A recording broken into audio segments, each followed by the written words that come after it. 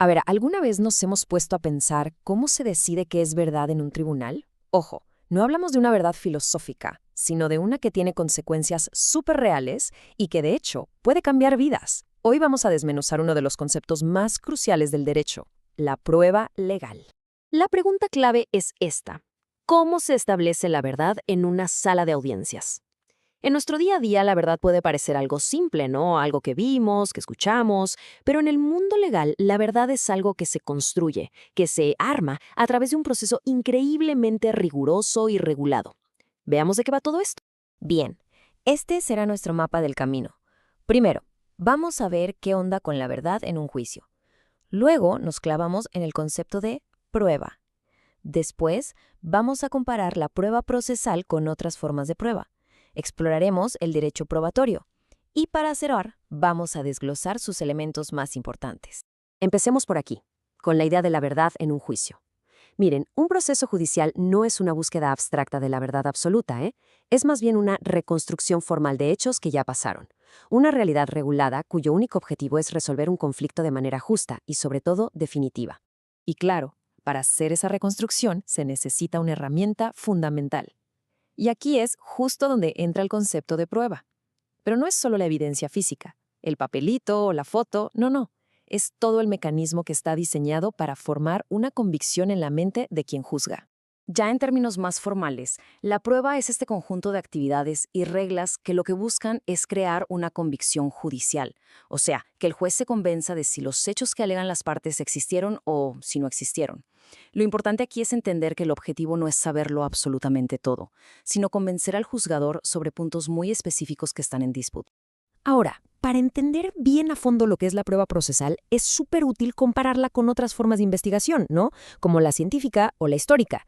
Y es que esta comparación nos va a revelar por qué es tan única y específica. Aquí está el contraste clave. Mientras la ciencia busca una verdad objetiva, una que siempre puede ser revisada, la prueba procesal tiene otra misión: resolver un conflicto y dar certeza jurídica. Por eso su método está tan regulado, para garantizar que haya equidad y, algo súper importante, para llegar a una decisión final, una que sea vinculante. Es lo que se conoce como cosa juzgada. Imagínense el caos si un juicio pudiera reabrirse eternamente. Vaya, si la prueba es como un juego, entonces el derecho probatorio es el manual de reglas. Así de simple. Es el sistema que nos dice cómo se puede presentar, admitir y valorar cada pieza de evidencia. Y todo esto para garantizar que esa reconstrucción de los hechos sea ordenada y justa para todos los involucrados. Y el alcance del derecho probatorio es enorme.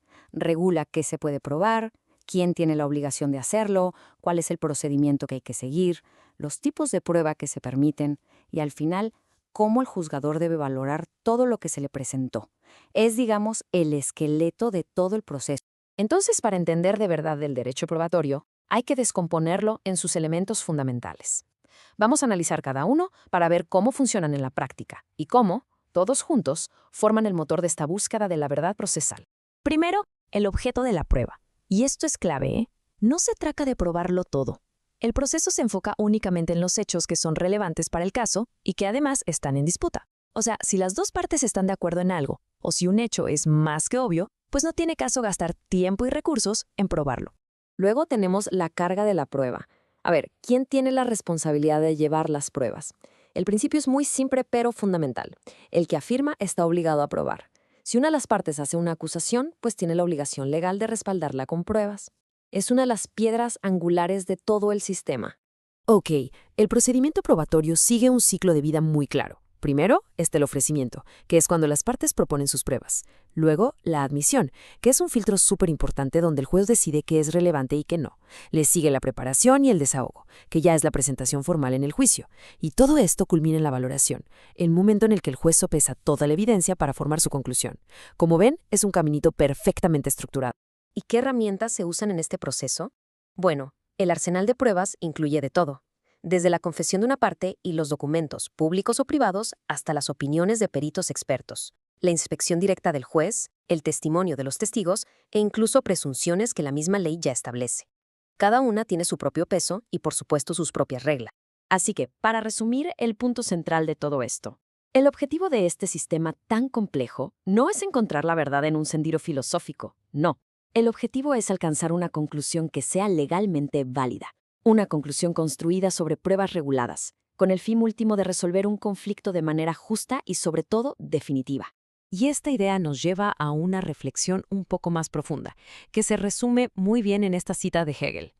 La verdad, en sí y para sí, es la correspondencia del concepto y la realidad.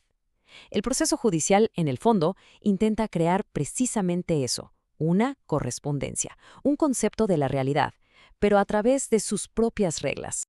Y esto nos deja con una pregunta final, para quedarnos pensando.